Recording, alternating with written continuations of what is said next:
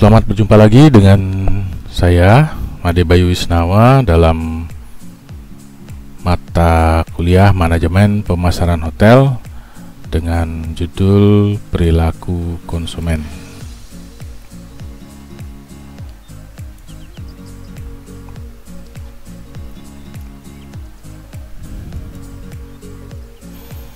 Perilaku konsumen adalah studi tentang bagaimana individu, kelompok, dan organisasi memilih, membeli, menggunakan, dan bagaimana barang, jasa, gagasan, atau pengalaman untuk memuaskan kebutuhan dan keinginan mereka.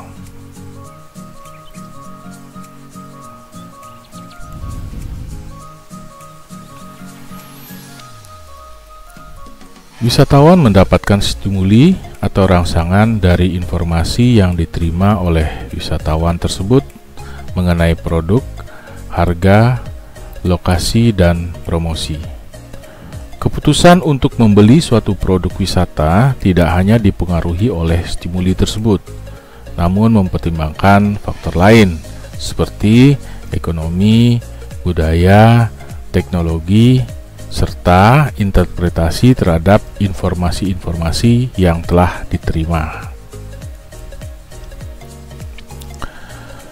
Faktor-faktor yang mempengaruhi perilaku konsumen atau wisatawan adalah: yang pertama, faktor budaya; yang kedua adalah faktor sosial; yang ketiga adalah faktor pribadi; dan yang keempat adalah faktor psikologi.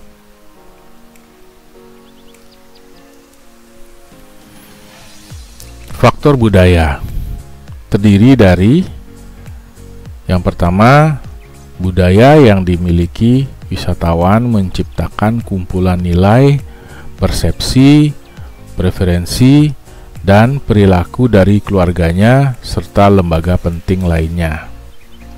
Yang kedua, subbudaya terdiri dari kebangsaan, agama, ras, kelompok, dan daerah geografis. Yang ketiga, kelas sosial dijabarkan sebagai sebuah stratifikasi sosial atau divisi yang relatif homogen dan bertahan lama dalam sebuah masyarakat. Faktor sosial. Perilaku wisatawan dipengaruhi oleh faktor sosial seperti kelompok acuan, keluarga, peran, dan status sosial. Kelompok acuan merupakan semua kelompok yang memiliki pengaruh langsung atau tidak langsung terhadap sikap atau perilaku seseorang. Keluarga sebagai organisasi pembelian wisatawan yang paling penting dalam masyarakat. Peran dan status yang dimiliki wisatawan, di mana wisatawan berpartisipasi dalam banyak kelompok sepanjang hidup keluarga, klub, dan organisasi. Faktor pribadi. Keputusan wisatawan juga dipengaruhi oleh karakteristik pribadi, diantaranya sebagai berikut. Yang pertama, usia dan tahap siklus hidup mempengaruhi keputusan wisatawan dalam melakukan aktivitas wisata. Hal ini karena perbedaan tingkat usia tertentu dalam menikmati produk wisata. Yang kedua, pekerjaan yang berbeda mempengaruhi pola konsumsi dari masing-masing wisatawan. Yang ketiga, gaya hidup diekspresikan dalam aktivitas, minat, dan pendapat. Yang keempat, kepribadian dan konsep diri diartikan sebagai karakteristik psikologi wisatawan yang berbeda, menyebabkan tanggapan relatif konsisten dan bertahan terhadap lingkungan. Faktor psikologi. Pemilihan suatu produk wisata dipengaruhi oleh 4 faktor, yaitu: 1. Motivasi sebagai kebutuhan yang sangat mendorong seseorang untuk bertindak. Yang kedua, persepsi sebagai proses yang digunakan individu untuk memilih, mengorganisasikan, dan menginterpretasikan masukan-masukan informasi guna menciptakan gambaran dunia. Yang ketiga, pembelajaran meliputi perubahan perilaku yang timbul dari pengalaman. Yang keempat, sikap sebagai keyakinan dan gambaran pemikiran yang dianut seseorang tentang suatu hal.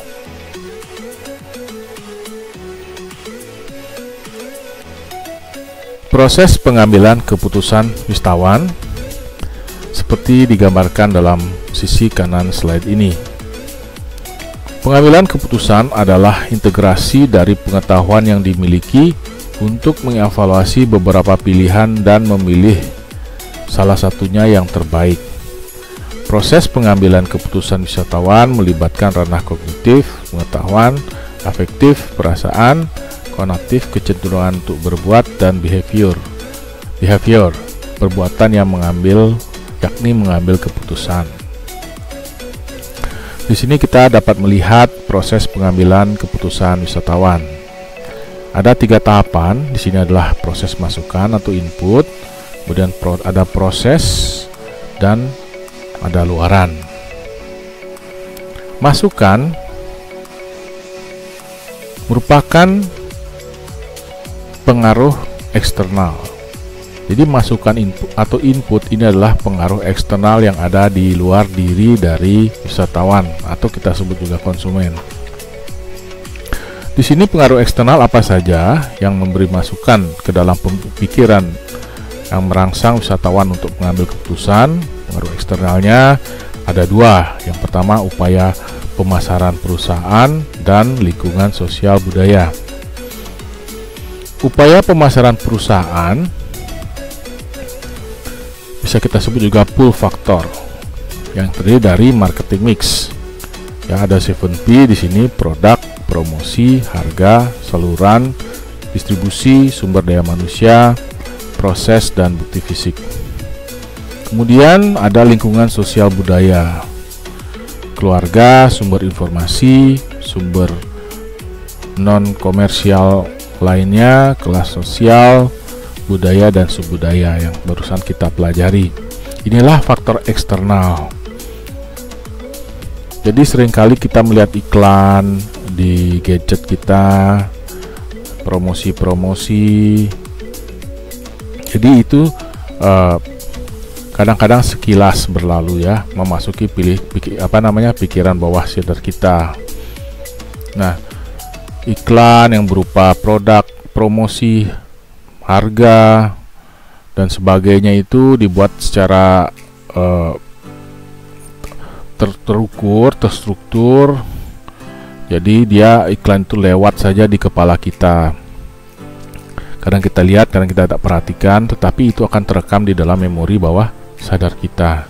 Nah, kondisi itu juga dipengaruhi juga lingkungan sosial budaya.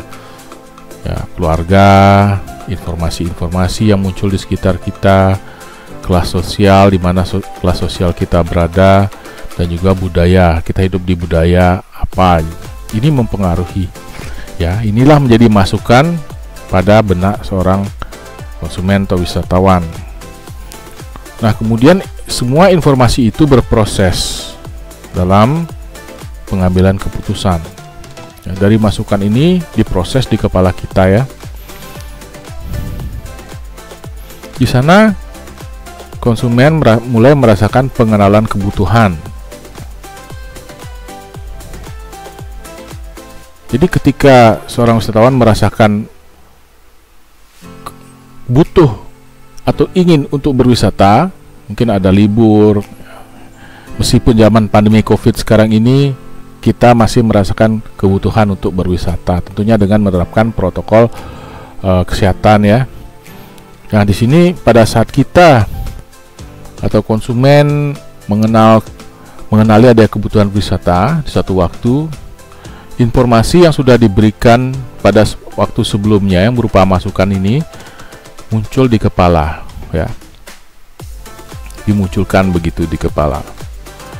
Nah, otomatis di sini seorang konsumen atau wisatawan mencari informasi lagi sebelum melaksanakan keputusan pembelian.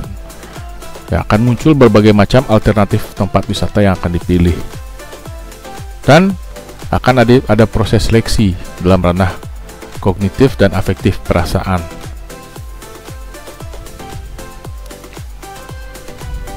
Nah, ini juga dipengaruhi oleh psikologis dari konsumen, dari sisi motivasi, persepsi, pembelajaran, kepribadian, dan sikap.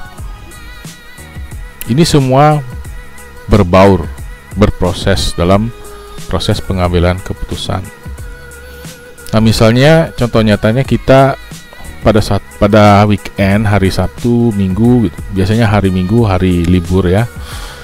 Jadi merasa lelah melakukan aktivitas dari hari Senin sampai Sabtu, ya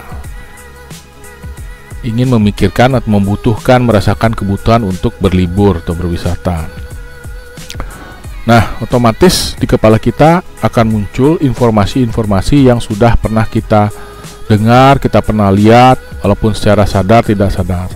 Oh, rasanya di Pantai Sanur menawarkan aktivitas, misalnya mancing dengan jukung misalnya, atau di benua menawarkan aktivitas dinner cruise, atau di Pantai Kute menawarkan wisata pantai sambil shopping di beach walk misalnya. Nah, ini akan muncul otomatis di kepala seorang konsumen ya. Nah, semua informasi itu akan diseleksi berdasarkan pengetahuan dan perasaan. Misalnya pernah memiliki pengalaman di beach walk misalnya, pengalamannya bagus, di sana dapat diskon, kemudian pelayanannya ramah, dan tempat itu melaksanakan protokol COVID-19 dengan ketat. Ini merupakan pencitraan yang baik ya. Demikian juga di tempat lain juga menawarkan kelebihan dan kekurangan, dan akan terjadi proses seleksi.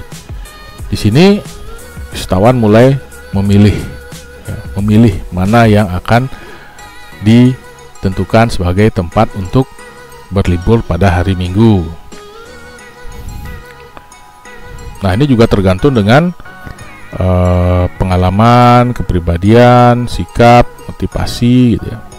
Kalau motivasinya kuat, oh saya harus berlibur hari Minggu ini karena memang saya sudah lelah, sudah penat, ingin jalan-jalan tuh ya, maka motivasinya kuat akan semakin cenderung memutuskan untuk memilih salah satu tempat untuk berlibur.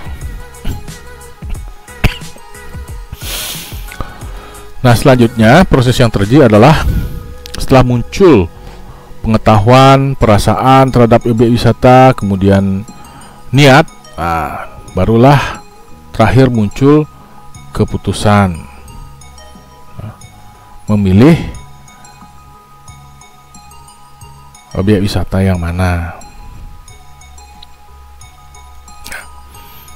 Nah, di sini sudah keluarannya berupa putusan, ya, keputusan. Ya, ingin mencoba misalnya atau ingin mengulangi pengalaman berwisata ke Pantai Kute yang ada beach walk-nya di sana, sambil shopping, sambil jalan-jalan, bisa menikmati sunset di sana.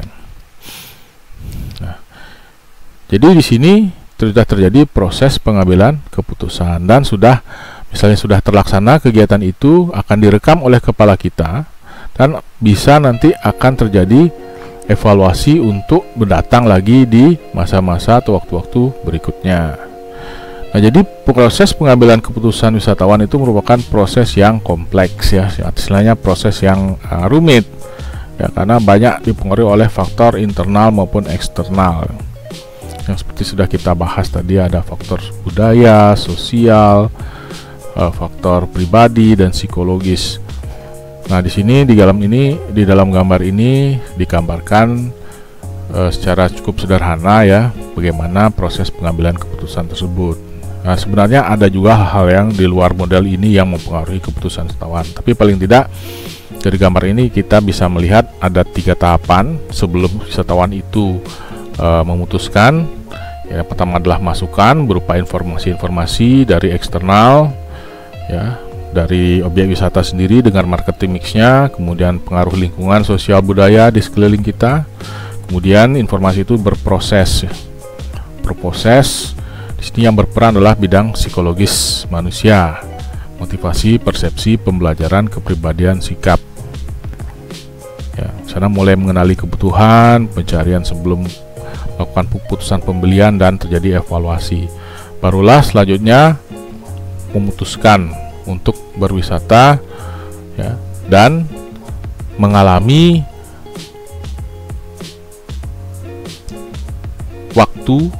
waktu atau masa berwisata dan menilai, sehingga akan timbul kesan, ya, apakah nanti akan kesana lagi memilih tempat itu ataukah cukup sekali saja. Nah, jadi proses pengambilan keputusan wisatawan ini berulang-ulang, ya, setiap saat dia ingin berlibur, dan ini bisa terjadi pada kita semua. Baik saudara sekalian, itulah materi manajemen pemasaran untuk perilaku konsumen yang pada intinya mempelajari proses pengambilan keputusan sebelum melakukan pembelian atau memutuskan untuk berwisata, ya, dimana proses itu melibatkan tahapan yang cukup kompleks atau rumit, ya, mulai dari pengenalan kebutuhan, pencarian informasi, evaluasi, kemudian memutuskan sampai perilaku wisatawan setelah menikmati proses berwisata. Dan semua ini dipengaruhi faktor psikologis, sosial, pribadi, dan faktor lain-lainnya, ya. Baik saudara sekalian, untuk tugas silakan saudara membuat ringkasan dari materi yang sudah diberikan. Nah, di sini pada model ini kalau bisa saudara ceritakan pengalaman saudara sesuai dengan model ini. Pernahkah saudara berwisata? Jadi coba di sini kita semua pernah menjadi wisatawan. Nah, coba antara teori yang disampaikan di dalam mata kuliah ini, yang mana yang sudah saudara pahami dan itu terjadi ketika saudara mengambil keputusan untuk melakukan kegiatan wisata. Nah, ini pasti terjadi, cuma kita kadang-kadang tidak menyadari bahwa proses itu memang sudah terjadi dalam diri kita. Nah, ini sangat penting saudara-saudara untuk dipelajari dalam manajemen pemasaran, ya, karena dengan mengetahui tahapan-tahapan pengambilan keputusan wisatawan ini, seorang marketer atau pemasar bisa menentukan strategi pemasaran yang tepat sesuai dengan karakter daripada wisatawan yang menjadi segmen dan target pasarnya. Baik, itu tugas dan materi yang sudah akan kita yang sudah disampaikan untuk pertemuan kali ini.